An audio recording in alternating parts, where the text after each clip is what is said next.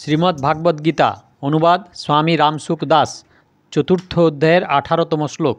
কর্মণ্য অকর্ময়্যঃ পশ্যেদ কর্মণি চ কর্ময়্যঃ স বুদ্ধিমান মনুষ্যেষু স যুক্ত কৃতস্ন কর্মকৃত। যে ব্যক্তি কর্মে অকর্ম দেখান এবং যিনি অকর্মে কর্ম দেখান মানুষের মধ্যে তিনিই বুদ্ধিমান, যোগী এবং সর্বকর্মকারী। ব্যাখ্যা: কর্মণ্য কর্ম ইয়ঃ পশ্যেৎ, কর্ম করাকালে অথবা না করাকালে তাতে নির্লিপ্ত থাকা, অর্থাৎ নিজের জন্য কোনো প্রবৃত্তি বা নিবৃত্তি না করা। প্রত্যেক কর্মেরই আরম্ভ এবং শেষ থাকে, তাই তার ফল ও আদি অন্ত সম্পন্ন হয়, কিন্তু জীব স্বয়ং নিত্য ও চিরন্তন। যদি এই দৃষ্টিতে জীব নিজে পরিবর্তনশীল কর্ম এবং তার ফল থেকে সর্বতোভাবে সম্পর্করহিত, তা সত্ত্বেও সে ফলেচ্ছায় এইগুলিতে আবদ্ধ হয়ে যায়। ভগবান বলেছেন যে কর্ম আমাকে বাঁচাতে পারে না, কারণ আমার কর্মফলে কোনো স্পৃহা নেই। ফলের স্পৃহা না বা আকাঙ্ক্ষাই বন্ধনকারক হয়।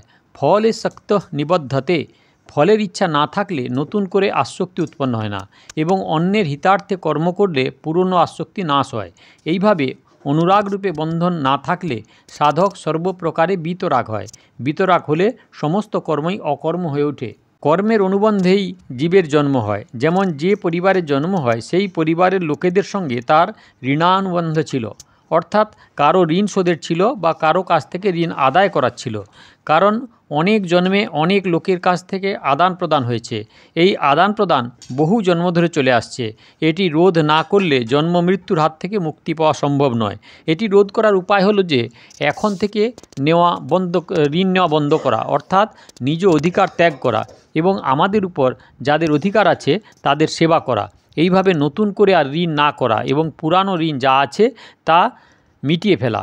তাহলেই এই ঋণানুবন্ধ শেষ হয়ে যাবে, অর্থাৎ জন্ম মরণ সমাপ্ত হবে।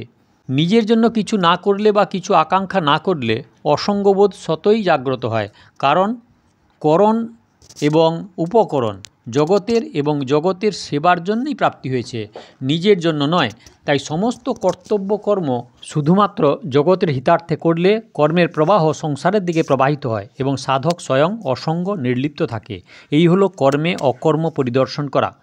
প্রকৃতির সঙ্গে যতক্ষণ সম্পর্ক থাকে ততক্ষণ কর্ম করা বা না করা দুই কর্ম হয়ে থাকে। তাই কর্ম করা বা না করা দুই অবস্থাতেই কর্মযোগী নির্লিপ্ত থাকা উচিত। কর্ম করলে আমার ভালো ফল লাভ হবে, আমার সিদ্ধিপ্রাপ্তি ঘটবে, লোকে আমাকে সম্মান করবে, ইহলোক এবং পরলোকে সুখভোগ প্রাপ্তি হবে, এইরূপ কোনো ইচ্ছা পোষণ না করা। এইরূপেই কর্ম না করায় নির্লিপ্ত থাকার তাৎপর্য হলো কর্ম ত্যাগ করলে আমি মান, মর্যাদা, ভোগ, শারীরিক সুখ ইত্যাদি প্রাপ্ত হব, এমন ইচ্ছা বিন্দুমাত্র পোষণ না করা। দুঃখ ভেবে এবং শারীরিক কষ্টের ভয়ে কর্মত্যাগ হলে রাজস ত্যাগ এবং মোহ, আলস্য, প্রমাদের জন্য কর্মত্যাগ করাকে বলা হয় তামস ত্যাগ। এই দুই প্রকার ত্যাগই সর্বতোভাবে পরিত্যাজ্য। এইসব ছাড়াও যদি নিজ বিশেষ স্থিতি লাভের জন্য সমাধি সুখভোগের উদ্দেশ্য এবং জীবমুক্তির আনন্দ প্রাপ্তির উদ্দেশ্যে কর্মত্যাগ করা হয়, তাহলে এই ত্যাগ দ্বারাও প্রকৃতির সঙ্গে সম্পর্ক ছেদ হয় না। কারণ কর্ম না করার সঙ্গে যতক্ষণ সম্পর্ক থাকে ততক্ষণ প্রকৃতির সঙ্গে সম্পর্ক বজায় থাকে। প্রকৃতির সঙ্গে সর্বতোভাবে সম্পর্ক বিচ্ছিন্ন হলে কর্মযোগী কর্ম করা এবং না করা এই দুই অবস্থাতেই একভাবে নির্লিপ্ত থাকেন। অকর্মণি চ কর্ম ইহা, এটির ভাব হলো যে কর্ম করার অথবা না করার সময় নিত্য নিরন্তর নির্লিপ্ত থাকা। জগতের কাজ করতে প্রবৃত্ত হলে তার কাছে প্রবৃত্তি এবং নিবৃত্তি এই দুই উপস্থিত হয়। কোনো কাজে প্রবৃত্তি হয়, আবার কোনো কাজে নিবৃত্তি হয়, কিন্তু কর্মযোগীর প্রবৃত্তি এবং নিবৃত্তি দুই নির্লিপ্ততাপূর্বক এবং জগতের মঙ্গলের জন্যই শুধুমাত্র হয়ে থাকে। প্রবৃত্তি বা নিবৃত্তি কিছুতেই তার কোনো প্রয়োজন থাকে না। নৈব তস্য কৃতেনার্থ না কৃতে হে ন কশ্চন। যদি প্রয়োজন থাকে তাহলে তিনি কর্মযোগী হন না, তিনি কর্মী হয়ে থাকেন। সাধক প্রকৃতির সঙ্গে যতক্ষণ নিজ সম্পর্ক মেনে চলে ততক্ষণ তিনি কর্ম করাতে নিজ সাংসারিক উন্নতি মেনে নেন এবং কর্মত্যাগে নিজ পারমার্থিক উন্নতি মেনে নেন। কিন্তু প্রবৃত্তি এবং নিবৃত্তি দুই প্রকৃতপক্ষে প্রবৃত্তি, কারণ দুটিতেই প্রকৃতির সঙ্গে সম্পর্ক থাকে। চলাফেরা, খাওয়া দাওয়া ইত্যাদি যেমন স্থূল শারীরিক ক্রিয়া, তেমনি একান্তে থাকা, চিন্তা করা, ধ্যান করা সূক্ষ্ম শরীরের ক্রিয়া এবং সমাধিস্থ হওয়া কারণ শরীরের ক্রিয়া। তাই নির্লিপ্তভাবে থাকলেও লোক সংগ্রহার্থে কর্তব্য কর্ম করা উচিত। একেই বলা হয় অকর্মে কর্ম। জাগতিক প্রবৃত্তি বা নিবৃত্তি দুই হলো কর্ম। প্রবৃত্তি অথবা নিবৃত্তিকালে নির্লিপ্ত থাকা এবং নির্লিপ্তকালে প্রবৃত্তি বা নিবৃত্ত করা, এইভাবে প্রকৃতি এবং নিবৃত্তি দুয়েতেই সর্বপ্রকারের নির্লিপ্ত থাকাকে যোগ বলা হয়। একেই বলা হয় কর্মযোগ। প্রশ্ন, কর্ম করাকালীন অথবা না করাকালীন নির্লিপ্ত থাকা এবং নির্লিপ্ত হয়ে কর্ম করা বা না করা, এই দুয়েতে অকর্ম অর্থাৎ নির্লিপ্ততাই প্রধান।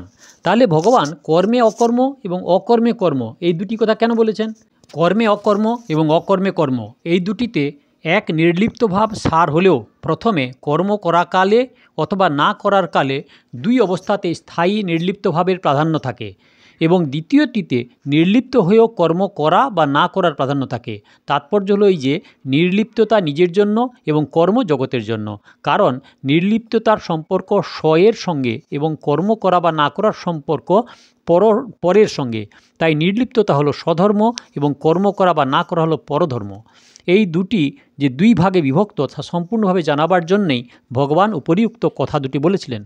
কর্মে অকর্ম এবং অকর্মে কর্ম এই দুটি কর্মযোগের কথা, যার তাৎপর্য হলো এই যে প্রকৃতি হতে সর্বতোভাবে সম্পর্ক বিচ্ছেদ যেন হয়, অর্থাৎ করা বা না করার নিজের কোনো প্রয়োজন যেন না থাকে এবং লোক সংগ্রহার্থে যেন কর্মগুলি করা বা না করা হয়। কারণ কর্ম করাকালে নির্লিপ্ত থাকা এবং নির্লিপ্ত হয়েও অন্যের হিতার্থে কর্ম করা, এই দুটিই গীতার সিদ্ধান্ত। সবুদ্ধিমান মনুষ্যসু, যে ব্যক্তি কর্মে অকর্ম এবং অকর্মে কর্ম দেখে অর্থাৎ সর্বদা নির্লিপ্ত থাকেন, বাস্তবে তিনিই কর্মতত্ত্ব জানেন। যতক্ষণ তিনি নির্লিপ্ত না হন অর্থাৎ কর্ম এবং পদার্থকে নিজস্ব এবং নিজের জন্য মনে করেন, ততক্ষণ তিনি কর্মতত্ত্ব বুঝে উঠতে সক্ষম হন না। পরমাত্মাকে জানতে গেলে স্বয়ংয়ের পরমাত্মার সঙ্গে অভিন্নতা অনুভব করতে হয় এবং জগৎ সংসারকে জানতে গেলে স্বয়ংয়ের জগৎ সংসার থেকে সর্বতোভাবে পার্থক্য অনুভব করতে হয়। কারণ প্রকৃতপক্ষে আমরা পরমাত্মার সঙ্গে অভিন্ন এবং জগৎ সংসার থেকে পৃথক। তাই কর্ম থেকে পৃথক হলে অর্থাৎ নির্লিপ্ত হলেই কর্মতত্ত্বকে জানতে পারা সম্ভব। কর্ম আদি এবং অন্ত বিশিষ্ট এবং আমি নিত্যস্থিত, অতএব আমি স্বরূপত কর্ম হতে পৃথক, এই প্রকৃত তত্ত্ব অনুভব করাই হলো জানা। প্রকৃত তত্ত্বের গভীরে না পৌঁছলে এটি জানা সম্ভব নয়। যেমন কাজলের ঘরে ঢুকে কাজলের নির্লিপ্ত থাকা সাধারণ লোকের কাজ নয়, তেমনি সমস্ত কর্তব্যকর্ম করেও কর্মে সর্বতোভাবে নির্লিপ্ত থাকা সাধারণ বুদ্ধির লোকের কাজ নয়। তাই ভগবান এই কর্মযোগীকে মানুষের মধ্যে বুদ্ধিমান বলে অভিহিত করেছেন। এখানে মনুষ্যসু বুদ্ধিমান পদটি দিয়ে ভগবান যেন জানাতে চেয়েছেন যে যিনি কর্মে অকর্ম এবং অকর্মে কর্মের তত্ত্ব জেনে নিয়েছেন, তিনি সব কিছুই জেনে গেছেন, অর্থাৎ তিনি জ্ঞাতব্য হয়ে গেছেন। স্বযুক্ত, সিদ্ধি এবং অসিদ্ধিতে কর্মযোগী সমভাবে থাকেন।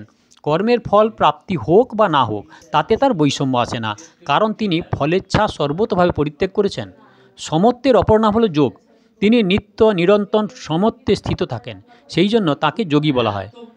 প্রাণী মাত্রেই পরমাত্মার সঙ্গে স্বতঃসিদ্ধ নিত্যযোগ থাকে, কিন্তু মানুষ জগৎ সংসারের সঙ্গে নিজ সম্পর্ক স্থাপন করে রেখেছে, এই জন্য তার নিত্যযোগ বিস্মরণ হয়েছে। তাৎপর্য হলো এই যে জড়ত্বের সঙ্গে সম্পর্ক স্থাপন করার অর্থই হলো পরমাত্মার সঙ্গে নিজ নিত্য সম্পর্ক বিস্মরণ হওয়া। কর্মযোগী ফলেচ্ছা, মমত্ববোধ এবং আসক্তি পরিত্যাগ করে কেবল অন্যের জন্য কর্তব্য কর্ম করে, যাতে তার জড়ত্বের সঙ্গে স্থাপন করা সমস্ত সম্বন্ধ দূর হয় এবং তারপর পরমাত্মার সঙ্গে স্বাভাবিক নিত্যযোগ অনুভূত হয়। সেই জন্য তাকে যোগী বলা হয়েছে। যুক্ত পদে এই ভাব প্রকটিত হয় যে যোগী প্রাপ্ত করার উপযুক্ত তত্ত্ব লাভ করেছেন, অর্থাৎ তিনি প্রাপ্তব্য হয়েছেন। কৃতস্ন কর্মকৃত, যতক্ষণ কিছু পাওয়া বাকি থাকে ততক্ষণ করাও বাকি থাকে, অর্থাৎ যতক্ষণ কিছু পাওয়ার আকাঙ্ক্ষা থাকে ততক্ষণ করবার আসক্তি দূর হয় না। বিনাশশীল কর্মের ফল বিনাশশীল হয়ে থাকে। যতক্ষণ বিনাশশীল ফলের আকাঙ্ক্ষা থাকে ততক্ষণ কর্ম করা শেষ হয় না, কিন্তু যখন বিনাশশীল পদার্থ থেকে সর্বতোভাবে সম্পর্ক ছেদ হয়ে পরমাত্মা প্রাপ্তিরূপ অবিনাশী ফল প্রাপ্তি হয়, তখন কর্ম করা চিরকালের মতো সমাপ্ত হয় এবং কর্মযোগীর কর্ম করা বা না করায় কোনো প্রয়োজন থাকে না। এইরূপ কর্মযোগী সমস্ত কর্ম সম্পন্নকারী, অর্থাৎ তার জন্য আর কোনো কর্ম করা বাকি থাকে না, তিনি কৃতকৃত্য হয়ে যান। করবার, জানবার এবং পাওয়ার বাকি না থাকলে সেই কর্মযোগী এই অশুভ সংসার বন্ধন থেকে মুক্ত হয়ে যান। এই হলো শ্লোক নাম্বার 18। দয়া করে সাবস্ক্রাইব করুন, ভালো লাগলে লাইক করুন, শেয়ার করুন, কমেন্ট করুন। কোনো প্রশ্ন থাকলে যথাসম্ভব উত্তর দেবো। পেছনের ভিডিও দেখতে হলে কাকন বাসুতে ক্লিক করে ভিডিও দেখুন, আগের ভিডিও দেখতে হলে অপেক্ষা করুন।